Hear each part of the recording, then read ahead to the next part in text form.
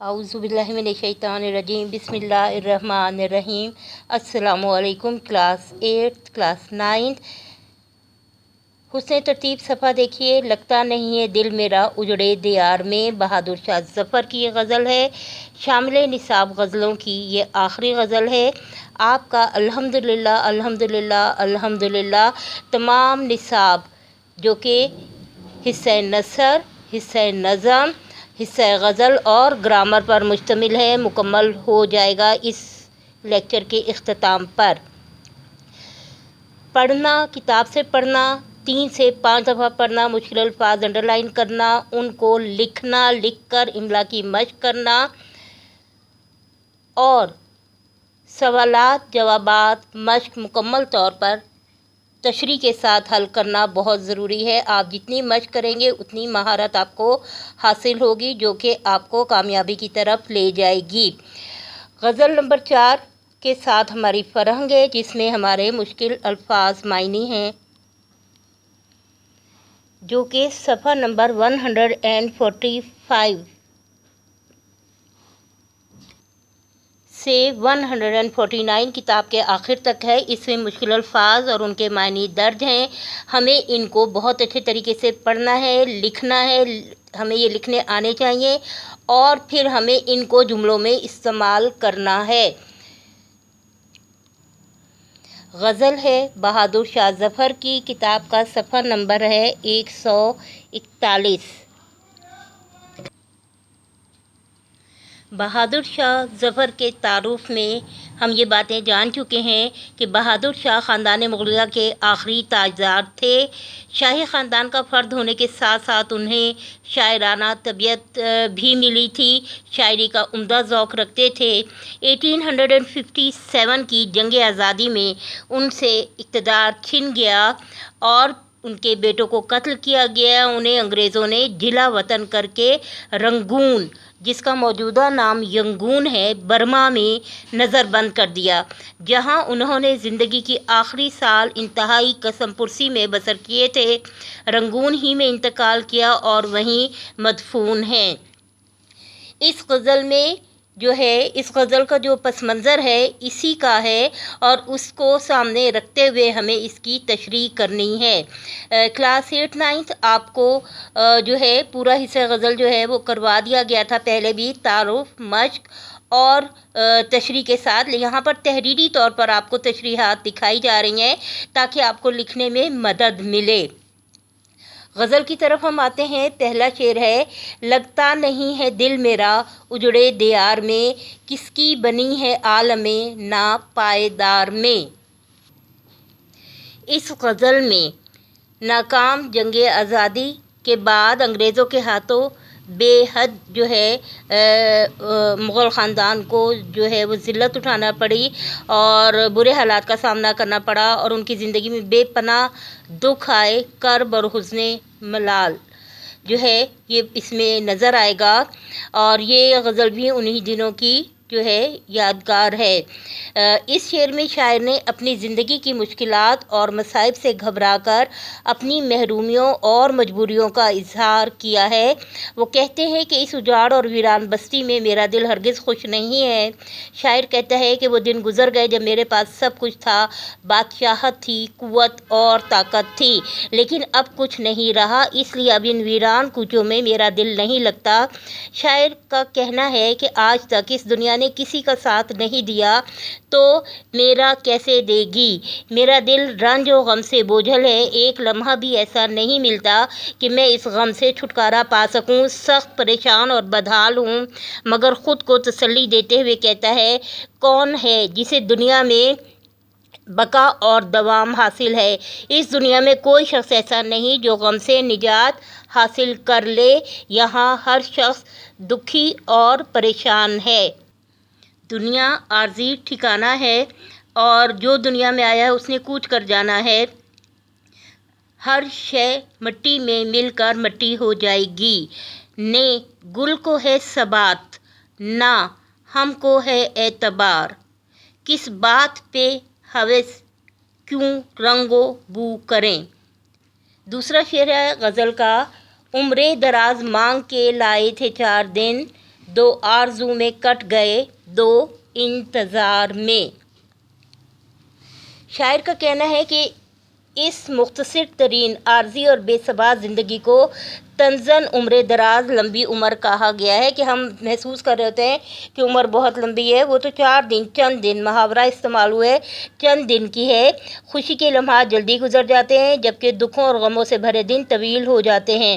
ہماری یہ بے لطف زندگی بظاہر بہت طویل ہوتی ہے، حقیقتاً بہت عارضی، اور کہا جاتا ہے کہ پیدائش کے وقت اذان دی جاتی ہے اور نماز جنازہ ہوتی ہے، جتنا اذان سے نماز کے دوران وقت ہے اتنا ہی ہمیں ملتا ہے، لیکن ہم سمجھ رہے ہوتے ہیں بڑی لمبی زندگی اور بہت لمبے لمبے خواب دیکھ رہے ہوتے ہیں، بڑے بڑے خواب دیکھ رہے ہوتے ہیں، کیونکہ دنیا میں دل لگا بیٹھتے ہیں، جبکہ حقیقت یہ ہے کہ زندگی بہت عارضی اور مختصر ہے۔ انسان آدھی زندگی خواہش کرتے اور آدھی زندگی خواہش کی تکمیل کا انتظار کرنے میں گزار دیتا ہے۔ شاعر کا خیال ہے کہ اس دنیا میں کوئی خواہش پوری نہیں ہوتی کہ موت آ جاتی ہے اور زندگی ختم ہو جاتی ہے۔ انسان کی خواہشات لامحدود ہیں، مگر یہ خواہشات کبھی پوری ہوتی ہیں اور کبھی نہیں ہوتی۔ انسان اپنے نفس اور خوابوں خواہشوں کے پیچھے دوڑتا جاتا ہے یہاں تک کہ اس کی زندگی ختم ہو جاتی ہے۔ وہ اس حقیقت کو فراموش کر دیتا ہے کہ وہ دنیا میں خالی ہاتھ آیا تھا اور خالی ہاتھ ہی واپس جائے گا۔ شعر نمبر 3 میں ہے، بلبل کو باغباں سے نہ صیاد سے گلا، قسمت میں قید لکھی تھی فصل بہار میں۔ اس شعر میں شاعر اپنی قسمت پر شاکر دکھائی دیتا ہے۔ شاعر چونکہ زندان میں قید ہے اور اپنے قید ہونے کے بارے میں پریشان بھی نہیں ہے۔ ویسے تو بلبل اپنی قید پر پریشان اور غمزدہ ہوتا ہے کیونکہ ہر آزاد پرندہ قید کو پسند نہیں کرتا، مگر یہ ایسا بلبل ہے جو اپنی قید پر غمزدہ ہونے کے باوجود اسے گلہ نہیں ہے، نہ صیاد سے شکوہ کرتا ہے نہ مالی سے۔ اس شعر میں بلبل سے مراد شاعر کی اپنی ذات، باغبان سے مراد دوست، احباب، عوام، برصغیر کے رہنے والے، اور صیاد شکاری سے مراد فرنگی ہیں، انگریز ہیں۔ شاعر کہتا ہے کہ نہ مجھے انگریزوں اور عزیز و اقارب، اپنے عوام، اپنے لوگوں سے کوئی گلہ نہیں ہے، اس میں کوئی قصوروار نہیں ہے، اور اپنی تباہی کا مجھے کسی سے کوئی گلہ شکوہ نہیں، یہ سب میرا مقدر تھا، اور مقدر سے لڑنا کسی کے بس کی بات نہیں ہے۔ یہ بیچارگی، یہ جلاوطنی، اس کا دوش انہوں نے کسی کو بھی نہیں دیا، صبر اور شکر سے کام لیا ہے، اور انہوں نے کہا ہے کہ یہ تکالیف اور غم جو قسمت میں لکھے ہیں ان سے کسی بھی طرح فرار اختیار نہیں کی جا سکتی۔ فصل بہار سے مراد ہے عروج کے دور میں، یعنی جب میری بادشاہت تھی، میرا دور تھا، اس دوران جو قید تنہائی مجھے ملی ہے، جو اذیت ملی ہے، میں اس پر دل شکستہ ہوں، لیکن کسی کو دوش نہیں دیتا، کسی کو الزام نہیں دیتا، یہ میری قسمت میں لکھا ہے اور قسمت سے لڑنا بس کی بات نہیں ہے۔ چوتھا شعر ہے غزل کا، ان حسرتوں سے کہہ دو کہیں اور جا بسیں، اتنی جگہ کہاں ہے دل داغدار میں۔ اس شعر میں شاعر انسان کی مختصر زندگی کی طرف اشارہ کرتے ہوئے کہتے ہیں کہ انسان اس دنیا میں آتے ہوئے اللہ تعالیٰ سے یہ مختصر زندگی مانگ کر لایا تھا، یہ مہلت اسے ملی تھی۔ شاعر نہایت مایوسی، محرومی اور بے بسی کی کیفیت کا اظہار کرتے ہیں کہ میرا دل دکھوں، غموں اور پریشانیوں سے بھرا ہوا ہے، ادھوری خواہشات کا بے انتہا ہجوم ہے، اتنے زخم اور داغ ہیں کہ اب یہاں مزید حسرتوں اور آرزوؤں، خواہشوں کی، امیدوں کی کوئی گنجائش باقی نہیں، چنانچہ ان خوابوں، خیالوں، حسرتوں، امیدوں سے کہو کہ کوئی اور ٹھکانہ، کوئی اور جگہ ڈھونڈ لیں۔ شاعر اپنی کیفیت حالت سے پریشان ہے اور کہتے ہیں کہ اب ساری خواہشیں اور تمنائیں ختم ہو گئیں، زندگی کے باقی دن جو کہ قید میں ہیں میں گن گن کر گزار رہا ہوں۔ بہادر شاہ ظفر ناکام آرزوؤں اور خواہشوں سے مخاطب ہیں اور کہتے ہیں کہ اتنے غم دکھ جھیلے ہیں کہ اس زخمی دل میں مزید کوئی جگہ باقی نہیں، یہ حسرتیں مجھے مزید تنگ کرتے ہیں، یہ کہیں اور چلی جائیں، اب اس مایوس دل میں نہ آئیں۔ بہادر شاہ ظفر کی آخری عمر جو ہے نہایت عبرتناک حالت میں گزری ہے، بادشاہ ہوتے ہوئے بھی بے اختیاری کی زندگی، بہت بے بسی کا زمانہ تھا، ہندوستان کے اندرونی اور بیرونی خطرات بڑھتے چلے جا رہے تھے، بہادر شاہ ظفر چاہتے ہوئے بھی کچھ نہ کر پا رہے تھے۔ ان کی ہر آرزو خواہش ادھوری رہ گئی تھی اور آرزوؤں کی عدم تکمیل کے باعث ان کی بڑی دل آزاری ہوئی، اور اس دل آزاری کی وجہ سے ان کا دل داغدار ہو گیا اور اس شکستہ ہو گیا، یعنی کئی دکھوں اور محرومیوں کے زخم لگ گئے۔ اب کیفیت اور حالت یہ ہے کہ مزید دکھ سہنے اور برداشت کرنے کی سکت باقی نہ رہی۔ اس لیے بہادر شاہ ظفر حسرتوں ہی سے مخاطب ہو کر کہتے ہیں کہ اب میرے دل کے علاوہ بھی کوئی اور ٹھکانہ ڈھونڈو، کیونکہ میں مزید غم برداشت نہیں کر سکتا۔ اگلا شعر دیکھیے۔ دن زندگی کے ختم ہوئے شام ہو گئی، پھیلا کے پاؤں سوئیں گے کنجے مزار میں۔ شاعر کا یہ شعر ان کی بے بسی کی منہ بولتی تصویر ہے۔ ان کی زندگی غم و الم سے بھری ہوئی تھی اور عمر کے آخری ایام تو انہیں گن گن کر گزارنے پڑے۔ چنانچہ یہ اندازہ ہو گیا تھا کہ ان کی زندگی کی شام ہونے والی ہے۔ کیونکہ بہادر شاہ ظفر کے سامنے اپنی زندگی کی شادمانی اور آزادی ہے، اس لیے انہیں تنہائی اور قید ستاتی ہے، مگر خود کہتے ہیں کہ اب میری زندگی کے دن ختم ہو چکے ہیں، میں نے پریشانیاں اور تکالیف دیکھی ہیں، اب ختم ہونے والی ہیں، کیونکہ میری موت کا پیغام آ گیا ہے۔ موت ہی جو ہے وہ نجات اور رہائی کا باعث ہے۔ بہادر شاہ ظفر موت کے بعد کی آسودگی کو بیان کرتے ہیں کہ زندگی بھر تو کسی نے چین نہ لینے دیا، لیکن اب زندگی کے دن ختم ہو رہے ہیں اور میں اپنی قبر میں پاؤں پھیلا کر بے فکر ہو کر سو جاؤں گا۔ زندگی کے جھمیلے یہیں پر رہ جائیں گے۔ زندگی کے آخری دن بے سکونی میں گزارنے کے بعد شاعر بہادر شاہ ظفر کے حوصلے اور جذبے کی یہ حالت ہو گئی کہ وہ اب سمجھتے ہیں کہ وہ قریب المرگ تھے اور موت کے آنے سے وہ گھبراتے نہیں تھے، بلکہ موت کو اپنے لیے نعمت سمجھ رہے تھے۔ وہ ایسی نعمت سمجھ رہے تھے موت کو جو کہ انسان کے تمام دکھوں، محرومیوں اور دنیاوی مسائل سے نجات کا باعث بنتی ہے۔ انسان زندہ رہتا ہے تو سماجی طور پر متعدد قسم کی پابندیاں سہنا پڑتی ہیں۔ انسان مجبوراً بھی دوسروں سے روابط رکھتا ہے، اس مروت میں چاہے اسے کتنی ہی تکلیف کیوں نہ ہو۔ لیکن موت کے بعد جب یہی لوگ انسان کو قبر میں دفنا دیتے ہیں تو پھر انسان وہاں بالکل اکیلا ہوتا ہے، کسی قسم کی دنیاوی فکر اسے لاحق نہیں رہتی۔ اسی حوالے سے بہادر شاہ ظفر کہتے ہیں کہ میری موت کا وقت قریب آ گیا ہے، لیکن میں خوش ہوں کہ میں اپنے مزار میں، اپنی قبر میں اس بے فکری سے سوؤں گا کہ کوئی مجھے اب مزید اذیت اور نہیں دے سکے گا، ظلم نہیں کر سکے گا، تنگ نہیں کر سکے گا۔ اس کے بعد آخری شعر دیکھیے جو کہ قطعہ ہے غزل کا، کیونکہ یہ اس میں ان کا تخلص ظفر استعمال ہو رہا ہے، اور یہ غزل جو ہے یہ ان کی کتاب، ان کا جو شعری مجموعہ ہے کلیات ظفر، وہاں سے منتخب کی گئی ہے نصاب کے لیے۔ کتنا ہے بد نصیب ظفر دفن کے لیے، 2 گز زمیں بھی نہ ملی کوئے یار میں۔ شاعر چونکہ برصغیر کا بادشاہ تھا، 1857 کی جنگ آزادی کی زبردست ناکامی کے بعد بہادر شاہ کو انگریزوں نے جلا وطن کر دیا، اسے لال قلعے سے نکال کر رنگون میں قید کر دیا۔ ہر محب وطن کی طرح ان کی بھی دلی خواہش تھی کہ موت کے بعد ان کی آخری آرام گاہ، ان کا مدفن وطن عزیز میں ہو، برصغیر میں ہو، مگر تقدیر کو یہ بھی گوارا نہ تھا۔ شاعر کتنا بد نصیب انسان ہے کہ جس محبوب وطن کی محبت میں اتنے صدمے اٹھائے، اس کی خاطر موت کو گلے لگا لیا، اسے اس گلی میں، اس وطن میں، اس مٹی میں دفن ہونے کے لیے تھوڑی سی جگہ بھی نہ مل سکی۔ بہادر شاہ ظفر نے قسمت کی اسی ستم ظریفی کا ماتم اس شعر میں کیا ہے۔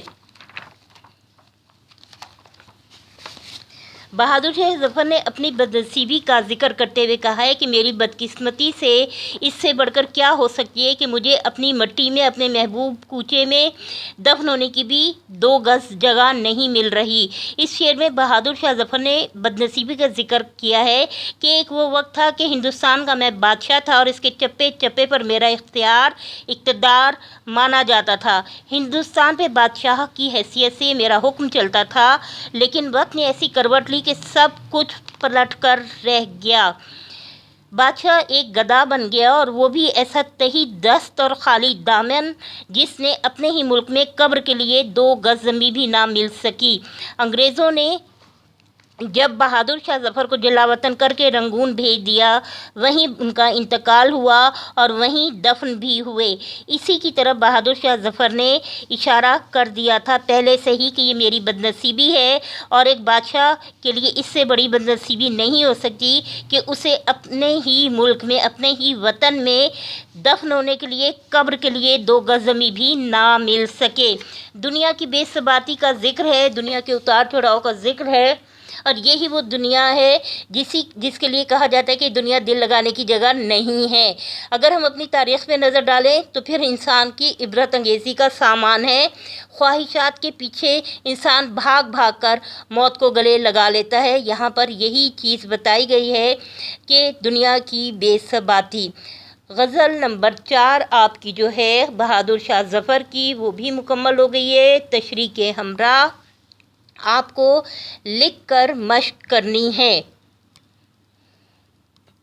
इसके बाद है फ़रहंग, जिसमें मुश्किल अल्फाज के मायने हैं, आपको पहले भी दिखाई थी, और असबाक के हिसाब से सबक नंबर 1, 2, सबक नंबर 3 काहिली, नंबर 4 शायरों के लतीफ़े, नंबर 5 नसू और सलीम की गुफ्तगू, नंबर 6 पंचायत, 7 आराम व सुकून, 8 लहू और कालीन, नंबर 9 इम्तहान, नंबर 10 मुल्की परिंदे और दीगर जानवर, नंबर 11 कदरे अयाज, नंबर 12 हौसला न हारो आगे बढ़ो अब मंजिल दूर नहीं। और फिर इसके साथ ही हिस्सा नज़म शुरू हो जाता है आपका, जिसके तमाम मुश्किल अल्फाज और मायने दर्ज हैं। हम्द, नात, बरसात की बहारें, पैवस्ता रहे शजर से उम्मीदें बहार रख।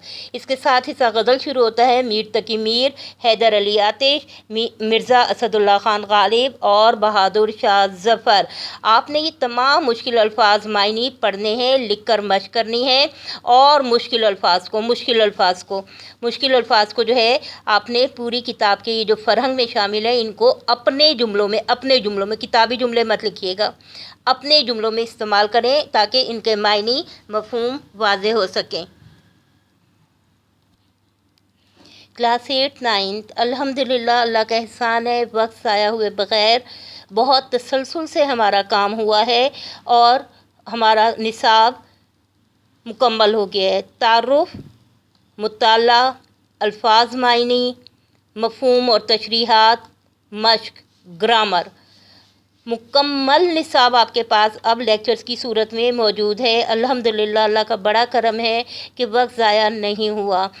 महारत कामयाबी मश्क करने से आती है। आप जितने तहरीरी तौर पे मश्क करेंगे उतने ही कामयाब होंगे। आपको कोशिश करनी है कि आपके पास अभी बहुत वक्त है। अगस्त में आपका निसाब मुकम्मल हो गया है। अगस्त के बाद सितंबर, अक्टूबर, नवंबर, दिसंबर, जनवरी, फरवरी। कोशिश करें कि आप एक एक सबक को कम से कम 3 से 5 दफ़ा पढ़ें। मुश्किल अल्फाज जो हैं उनको देखें कि वो कैसे लिखे हुए हैं, ताकि आपके इमला की गलतियां दूर हों। बेटा, अभी इतना वक्त भी है कि हम अपनी लिखाई भी बेहतर कर सकते हैं, और चूँकि निसाब काफ़ी तवील है, इसके लिए महारत चाहिए। लिखने की मश्क के साथ साथ खूबसूरत तहरीर, मुअस्सर तहरीर, असर अंगेज़ तहरीर, जिसमें जुमलों में तासुरात नज़र आएँ, पढ़े जाएँ, समझ आएँ। मुकम्मल जुमलों के साथ आपको इसकी मश्क करनी है, और ख़्याल रखना है कि आप जितनी तेज़ी से लिख सकेंगे, आपकी लिखने की रफ़्तार जितनी तेज़ होगी, आप उतने बेहतर तौर पर पेपर हल कर सकेंगे। तो इसके लिए आपने अब कोशिश करनी है। अल्लाह आपका हामी और नासिर। इसके साथ स्कूल की हिदायत के मुताबिक आगे सिलसिले जारी रहेंगे, लेकिन आपके लिए लाजिम है, क्योंकि आपने इम्तहान देने हैं बोर्ड के भी और स्कूल के भी, तो आपके लिए लाजिम है कि आप अपनी किताब को समझ के पढ़ें, इसकी रीडिंग करें, समझ कर अल्फाज को देखें, इमला बेहतर करें, लिखाई बेहतर करें, लिखने की रफ्तार बेहतर करें, और मुअस्सर तहरीर के लिए ज़्यादा से ज़्यादा मुताला करना बहुत ज़रूरी है। अपना ख्याल रखें, सबका ख्याल रखें। अल्लाह ताला आपका हामी और नासिर। कोशिश करनी है, हिम्मत करनी है, घबराना बिल्कुल भी नहीं है। मेहनत में अज़मत है। अल्लाह हाफिज़।